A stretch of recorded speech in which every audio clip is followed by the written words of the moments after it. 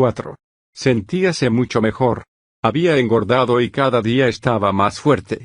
Aunque hablar de días no era muy exacto. La luz blanca y el zumbido seguían como siempre, pero la nueva celda era un poco más confortable que las demás en que había estado. La cama tenía una almohada y un colchón y había también un taburete. Lo habían bañado, permitiéndole lavarse con bastante frecuencia en un barreño de hojalata.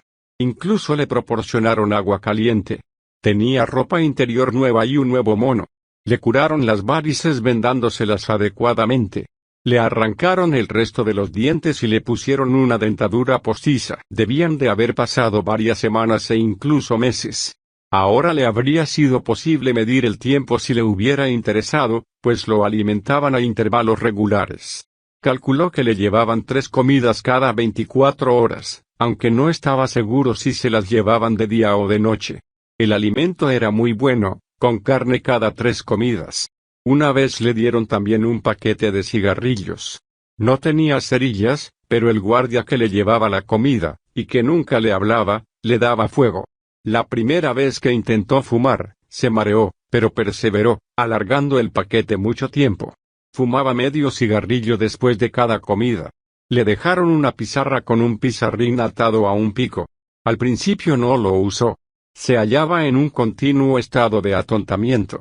Con frecuencia se tendía desde una comida hasta la siguiente sin moverse, durmiendo a ratos y a ratos pensando confusamente. Se había acostumbrado a dormir con una luz muy fuerte sobre el rostro. La única diferencia que notaba con ello era que sus sueños tenían así más coherencia. Soñaba mucho y a veces tenía ensueños felices. Se veía en el país dorado sentado entre enormes, soleadas y gloriosas ruinas con su madre, con Julia o con O'Brien, sin hacer nada, solo tomando el sol y hablando de temas pacíficos. Al despertarse, pensaba mucho tiempo sobre lo que había soñado. Había perdido la facultad de esforzarse intelectualmente al desaparecer el estímulo del dolor. No se sentía aburrido ni deseaba conversar ni distraerse por otro medio. Solo quería estar aislado, que no le pegaran ni lo interrogaran, tener bastante comida y estar limpio. Gradualmente empezó a dormir menos, pero seguía sin desear levantarse de la cama. Su mayor afán era yacer en calma, y sentir cómo se concentraba más energía en su cuerpo. Se tocaba continuamente el cuerpo para asegurarse de que no era una ilusión suya el que sus músculos se iban redondeando y su piel fortaleciendo. Por último, vio con alegría que sus muslos eran mucho más gruesos que sus rodillas. Después de esto, aunque sin muchas ganas al principio, empezó a hacer algún ejercicio con regularidad. Andaba hasta 3 kilómetros seguidos, los medía por los pasos que daba en torno a la celda. La espalda se le iba enderezando. Intentó realizar ejercicios más complicados, y se asombró, humillado, de la cantidad asombrosa de cosas que no podía hacer. No podía coger el taburete estirando el brazo ni sostenerse en una sola pierna sin caerse. Intentó ponerse en cuclillas, pero sintió unos dolores terribles en los muslos y en las pantorrillas. Se tendió de cara al suelo e intentó levantar el peso del cuerpo con las manos. Fue inútil, no podía elevarse ni un centímetro. Pero después de unos días más, otras cuantas comidas, incluso eso llegó a realizarlo. Lo hizo hasta 6 veces seguidas. Empezó a enorgullecerse de su cuerpo, y a albergar la intermitente ilusión de que también su cara se le iba normalizando. Pero cuando casualmente se llevaba la mano a su cráneo calvo, recordaba el rostro cruzado de cicatrices y deformado que había visto aquel día en el espejo. Se le fue activando el espíritu. Sentado en la cama, con la espalda apoyada en la pared y la pizarra sobre las rodillas, se dedicó con aplicación a la tarea de reeducarse. Había capitulado, eso era ya seguro. En realidad, lo comprendía ahora, había estado expuesto a capitular mucho antes de tomar esa decisión. Desde que le llevaron al Ministerio del Amor, e incluso durante aquellos minutos en que Julia y él se habían encontrado indefensos espalda contra espalda mientras la voz de hierro de la telepantalla les ordenaba lo que tenían que hacer, se dio plena cuenta de la superficialidad y frivolidad de su intento de enfrentarse con el partido. Sabía ahora que durante 7 años lo había vigilado la policía del pensamiento como si fuera un insecto cuyos movimientos se estudian bajo una lupa. Todos sus actos físicos, Todas sus palabras e incluso sus actitudes mentales habían sido registradas o deducidas por el partido. Incluso la motita de polvo blanquecino que Winston había dejado sobre la tapa de su diario la habían vuelto a colocar cuidadosamente en su sitio. Durante los interrogatorios le hicieron oír cintas magnetofónicas y le mostraron fotografías. Algunas de estas recogían momentos en que Julia y él habían estado juntos. Sí, incluso. Ya no podía seguir luchando contra el partido. Además, el partido tenía razón. ¿Cómo iba a equivocarse el cerebro inmortal y colectivo? ¿Con qué normas externas podían comprobarse sus juicios? La cordura era cuestión de estadística. Solo había que aprender a pensar como ellos pensaban. Claro que el pizarrín se le hacía extraño entre sus dedos entorpecidos. Empezó a escribir los pensamientos que le acudían. Primero escribió con grandes mayúsculas: la libertad es la esclavitud. Luego, casi sin detenerse, escribió debajo: 2 y 2 son 5. Pero luego sintió cierta dificultad para concentrarse. No recordaba lo que venía después, aunque estaba seguro de saberlo. Cuando por fin se acordó de ello, fue solo por un razonamiento. No fue espontáneo. Escribió: el poder es Dios. Lo aceptaba todo. El pasado podía ser alterado. El pasado nunca había sido alterado. Oceanía estaba en guerra con Asia Oriental. Oceanía había estado siempre en guerra con Asia Oriental. Jones, Aronson y Rutherford eran culpables de los crímenes de que se les acusó. Nunca había visto la fotografía que probaba su inocencia. Esta foto no había existido nunca, la había inventado él. Recordó haber pensado lo contrario, pero estos eran falsos recuerdos, productos de un autoengaño. Qué fácil era todo. Rendirse, y lo demás venía por sí solo. Era como andar contra una corriente que le echaba a uno hacia atrás por mucho que luchara contra ella, y luego, de pronto, se decidiera uno a volverse y nadar a favor de la corriente. Nada habría cambiado sino la propia actitud.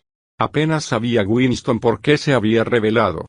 Todo era tan fácil, excepto todo podía ser verdad. Las llamadas leyes de la naturaleza eran tonterías. La ley de la gravedad era una imbecilidad. Si yo quisiera, había dicho O'Brien, podría flotar sobre este suelo como una pompa de jabón. Winston desarrolló esta idea: si él cree que está flotando sobre el suelo, y yo simultáneamente creo que estoy viéndolo flotar, ocurre efectivamente. De repente, como un madero de un naufragio que se suelta y emerge en la superficie, le acudió este pensamiento: no ocurre en realidad. Lo imaginamos. Es una alucinación. Aplastó en el acto este pensamiento levantisco. Su error era evidente porque presuponía que en algún sitio existía un mundo real donde ocurrían cosas reales. ¿Cómo podía existir un mundo semejante? ¿Qué conocimiento tenemos de nada si no es a través de nuestro propio espíritu? Todo ocurre en la mente y solo lo que allí sucede tiene una realidad. No tuvo dificultad para eliminar estos engañosos pensamientos, no se vio en verdadero peligro de sucumbir a ellos. Sin embargo, pensó que nunca debían habérsele ocurrido. Su cerebro debía lanzar una mancha que tapara cualquier pensamiento peligroso al menor intento de asomarse a la conciencia. Este proceso había de ser automático, instintivo. En neolengua se le llamaba paracrimen. Era el freno de cualquier acto delictivo. Se entrenó en el paracrimen. Se planteaba proposiciones como estas: el partido dice que la Tierra no es redonda, y se ejercitaba en no entender los argumentos que contradecían a esta proposición. No era fácil. Había que tener una gran facultad para improvisar y razonar. Por ejemplo, los problemas aritméticos derivados de la afirmación 2 y 2 son 5 requerían una preparación intelectual de la que él carecía. Además, para ello se necesitaba una mentalidad atlética, por decirlo así. La habilidad de emplear la lógica en un determinado momento, y en el siguiente desconocer los más burdos errores lógicos. Era tan precisa la estupidez como la inteligencia y tan difícil de conseguir. Durante todo este tiempo, no dejaba de preguntarse con un rincón de su cerebro cuánto tardarían en matarlo. Todo depende de ti, le había dicho O'Brien, pero Winston sabía muy bien que no podía abreviar ese plazo con ningún acto consciente. Podría tardar 10 minutos o 10 años. Podían tenerlo muchos años aislado, mandarlo a un campo de trabajos forzados o soltarlo durante algún tiempo, como solían hacer. Era perfectamente posible que antes de matarlo le hicieran representar de nuevo todo el drama de su detención, interrogatorios, etc. Lo cierto era que la muerte nunca llegaba en un momento esperado. La tradición, no la tradición oral, sino un conocimiento difuso que le hacía a uno estar seguro de ello aunque no lo hubiera oído nunca, era que le mataban a uno por detrás de un tiro en la nuca. Un tiro que llegaba sin aviso cuando le llevaban a uno de celda en celda por un pasillo. Un día cayó en una ensoñación extraña. Se veía a sí mismo andando por un corredor en espera del disparo. Sabía que dispararían de un momento a otro. Todo estaba ya arreglado, se había reconciliado plenamente con el partido. No más dudas ni más discusiones, no más dolor ni miedo. Tenía el cuerpo saludable y fuerte. Andaba con gusto, contento de moverse él solo.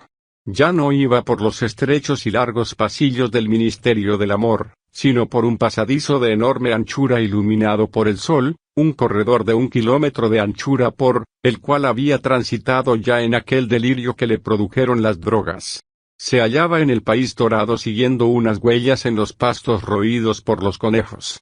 Sentía el muelle césped bajo sus pies y la dulce tibieza del sol. Al borde del campo había unos olmos cuyas hojas se movían levemente, y algo más allá corría el arroyo bajo los sauces. De pronto se despertó horrorizado. Le sudaba todo el cuerpo. Se había oído a sí mismo gritando: «Julia, Julia, Julia, amor mío, Julia». Durante un momento había tenido una impresionante alucinación de su presencia.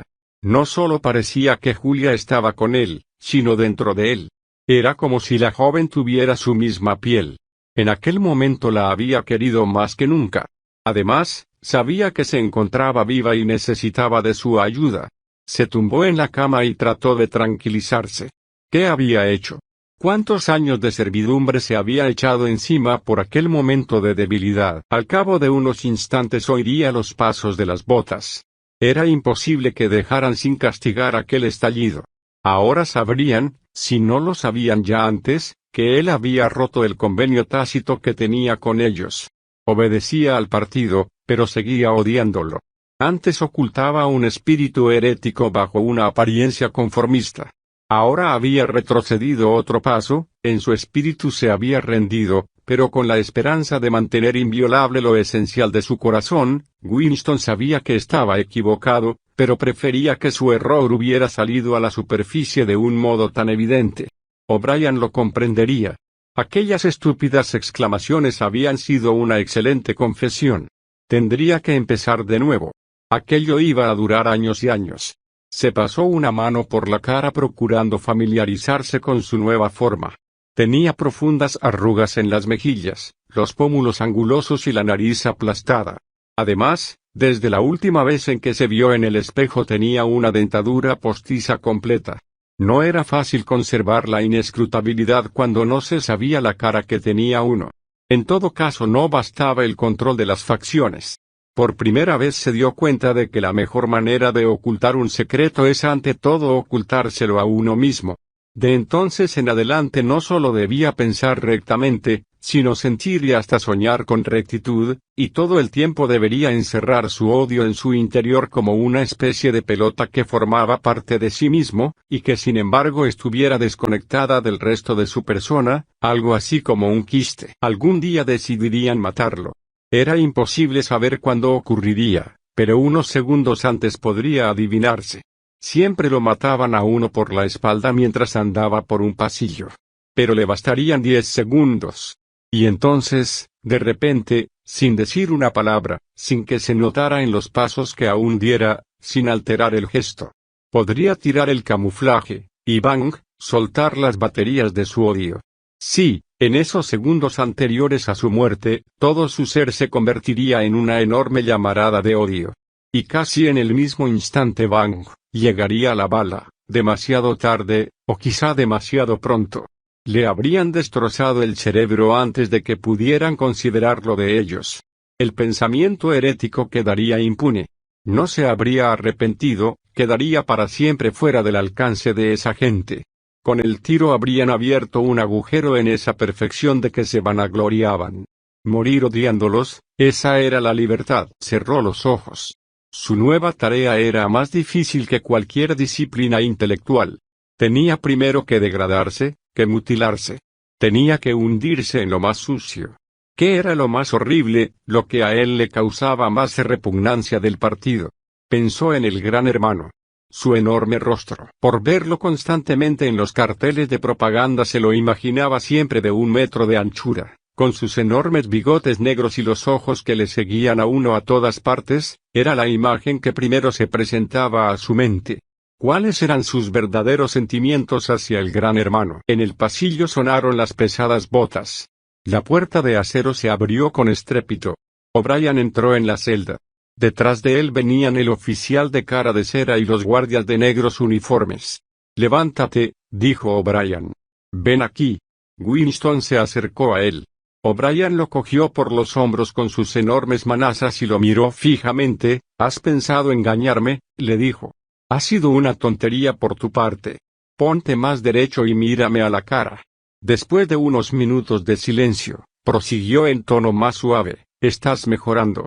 Intelectualmente estás ya casi bien del todo. Solo fallas en lo emocional. Dime, Winston, y recuerda que no puedes mentirme, sabes muy bien que descubro todas tus mentiras. Dime, ¿cuáles son los verdaderos sentimientos que te inspira el Gran Hermano?» «Lo odio». «¿Lo odias? Bien. Entonces ha llegado el momento de aplicarte el último medio. Tienes que amar al Gran Hermano. No basta que le obedezcas, tienes que amarlo». Empujó delicadamente a Winston hacia los guardias. «Habitación 101», dijo.